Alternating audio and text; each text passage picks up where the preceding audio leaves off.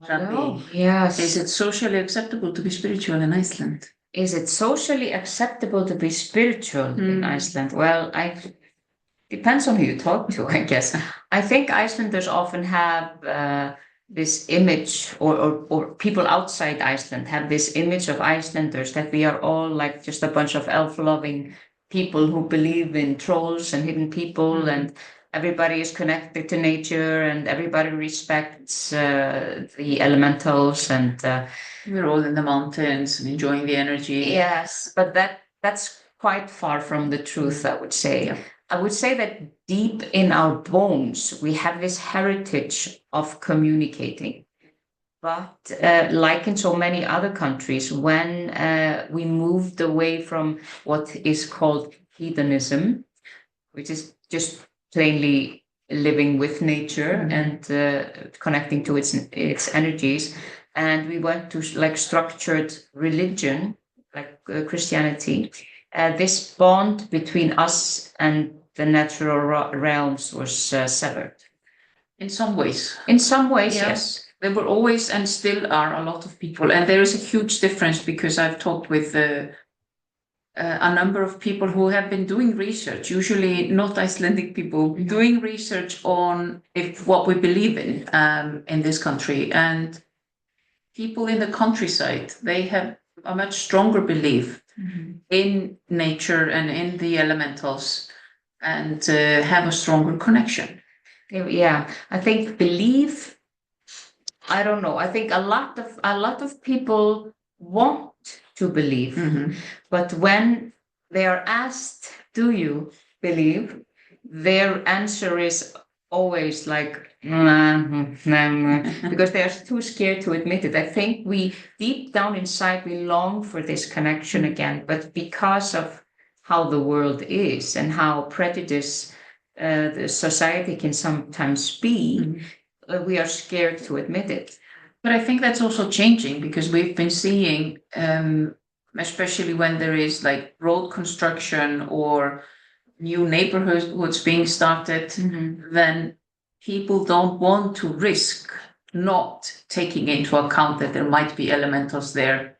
And then some people, but we are seeing a change, because we've seen in the recent years, we have seen that people are coming to those who really do have the connection with the beings, that they are asked to communicate with them so that the construction may go on without any issues. So there is negotiation going on. And it often happens if the elementals have not been asked before. For example, we start to blow up mountains to create tunnels, or put roads over cliffs or wherever, or through cliffs. If the elementals have not been asked, they can often become quite angry and start all kinds of mayhem. And we have so many stories of where the machines have stopped working. People have broken their legs or arms just with no reason at all. They just misstepped, and people are getting hurt and machines don't work. I think that's pretty common thing to happen if we don't take in consideration that there is something more here than just us. And we often sense if we are driving and we see new construction, especially if it's roads, then we can sense that the beings, the elementals, are not happy. And we can work with them, and we can send healing, and we can offer them help. But then recently we've also been to places where we can feel, okay, there has been some discussion going on, obviously, here. So before anything started, there was this respect, basically. And this is what we need to think about. We share the earth with so many different elementals and beings. So this is a simple respect for them. And we have a huge country with a small population, so we have a lot of untouched areas. So there can be beings in very many places. Yes, but I think like modern spirituality is, I wouldn't say it's frowned upon. No.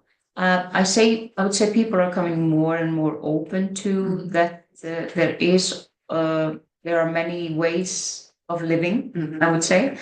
And but what I see, because I am we are very openly spiritual on our social media, and we talk about, of course, our school and our workshops and our products and whatever, and our life experiences. And when I post something on my personal profile, I get very few likes and comments about anything I'm doing in my in the spiritual part of my life, even though right now, and I think from now on, it's not, I don't categorize my life into different boxes. Now I'm spiritual in just every aspect of my life.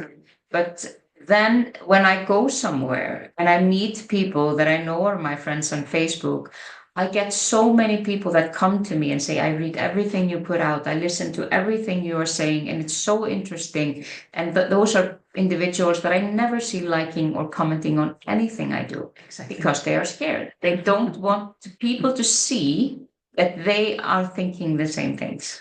I think it's also because we are openly working through things with, complementary therapies. We are using, spirituality is a part of our daily life. Here it has more been socially acceptable to go through to mediums, to go through psychic mediums. Mostly to speak to dead relatives. Yeah. Or, know what is happening in the next year. That's very popular. And that's something that, is totally acceptable everywhere, basically, even though not everyone believes in it. But to live your life openly as a spiritual person, as you said, there is a lot of people scared, but I think there is also a lot of people jumping on the train and going to healing, going to using meditation, using sound healing, and all kinds of different things, because simply we have a very narrow focus when it comes to our public healthcare system. So when things are not working, then also people start looking for different ways. Definitely. And I think that because we are very passionate about redefining how we look at spirituality, because spirituality is not supposed to be something that is separate from us. Spirituality is supposed to be just a part of our everyday life, and which, just to put it very simple, means that we are connected to our heart and to our soul all day long through every aspect of our lives. It doesn't mean that we drop down in lotus position and meditate 3 times a day wherever we are, in the store or wherever. It just means that we are connected and aware in our life, and that we put love first, love and compassion for ourselves and for others. And that is the core of being spiritual. Connecting with Mother Earth. Connecting to the earth and the light beings, and just be aware. Be aware. Yeah. And that's the most important part of our lives. Yes. Be aware. Be in us. Take responsibility for ourselves. Yeah. And I think more and more people are opening up to that. Of course, there's a lot of people that never will, and that's okay. I mean, I've stopped trying to convince people a long time ago. But we also have to, for example, I have with my daughter, I decided right away that I'm not going to push anything on her, but I will just tell her what I'm doing. And then I will tell her, you can do what you want to and use whatever tools you need to. But I just want to tell you that this is what I do, but there's no pressure. And now when she's becoming like a young adult, she's going to be 18 this year, I can see she's like picking one of the things, and she's doing these things. And without asking me or me pressuring her, then she's just finding her own way, which I think is very important too, that we don't pressure our kids into thinking like us or doing like us, but we just make sure that they are aware that there are possibilities and where they can find the right tools if they want to. And I think that's one of the important parts of being open about your spirituality and the ways that you are using to go through healing, and the ways that you use to help yourself through life. Because we all need support, and it's not always just about going to the doctor. So when we know about the options, when we talk about them, then it opens up the possibilities for other people to choose and pick from what suits them. And that's the same as we do with our kids. I mean, I also have a teenager and she's very interested in crystals, for example, now. I mean, that's where I started. That's great. She doesn't want to use other things right now. And that's fine. We just need to open up the buffet. Definitely. Tell people about it. Yeah. And I think as soon as we stop being scared of expressing our truth, our spiritual truth, because it's not about religion. Religion has no part of this. This has nothing to do with religion. It just has to do with my connection with higher power and myself. And I think as we become maybe less scared to talk about things like this, it encourages other people to open up. And it was a very big step for me to start talking like this, because I'm also a musician, and I was very scared that this would somehow, if I would be openly spiritual, that would somehow harm my other career. And then I realized I was really unhappy because I was split in half, and I needed to somehow try to combine this and become a whole person again.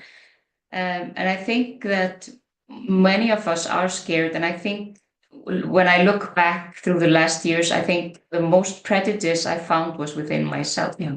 It's not that other people are judging me. I just feel judged because I'm judging myself. Exactly. And it's not about convincing people. No. It's about, being able to talk about our life the way it is. And if spirituality is a part of your life, then you should be able to talk about it. Definitely. Because it's just about someone tells you what they got in the supermarket. You're talking about the meditation that was a great help this morning because you were anxious or something. Yeah. I mean, it's about sharing our lives, and our lives are spiritual. And it's a part of everyday life. Yeah, and I feel every time I meet somebody new and they ask, and what do you do? And I still feel this like, ooh, I have to edit my answer so I don't seem crazy. But I've gotten a very good with the elevator speech now. Short, precise. Yeah, but I think that we also often, what we might perceive as prejudice, or that people find that we are a bit off, and that's maybe why they don't ask us what we're doing, or don't ask in any details about our lives and things like that. I had that with my close family, my brothers, for example. But when I discussed it with them, and I said, it hurts me when you don't show any interest in what I'm doing in life. And then they said, oh, we're just so afraid that we will or we will embarrass you and embarrass ourselves, because we don't know anything about this, and we don't know what questions to ask. We don't want to look stupid. And then I was thinking, okay, it's not about me, it's about them. They are scared to ask me because they don't know what to ask. And maybe you haven't been talking openly about what you have been doing. Definitely. And now I've just really tried to change that and be open. And also when I speak to them, and even if I see that their eyes cross and they're like, they have no idea what I'm talking about, it's out there. And they have always the possibility of asking, because you are talking about it. Definitely. So it's often about opening up all kinds of ways for other people to feel better, or to find themselves, or get closer to their heart. Yeah. But being a spiritual person in Iceland, I guess, is quite similar to being a spiritual person anywhere in the Western world, I think. But it depends a little bit here on where in the country you are. There are clusters of very spiritual people in different areas in Iceland, and I feel that in those areas people are more open to And doing spiritual work and accepting spiritual people around them and the way they think. And it's also about connecting with each other. Yeah, definitely. Because when we open up, then it's easier to connect with other people. And we also hear from people in like smaller towns that, okay, I don't know anyone spiritual in this town, but I was like, okay, but I was teaching someone from this town healing. Yeah, just next street from you. It's just things like that. So they're like, oh, okay, so I can contact this person and we can connect and do something together. And we don't know of each other because we are not expressing our true selves. And that's why everybody is sitting alone in a corner and feeling alone when they really aren't. Yeah. But we would love to hear what you feel about this subject and how you feel as a spiritual person, wherever you are. Please let us know in the comments below. And have a great week. Yeah. Weekend. Bye-bye. See you next week.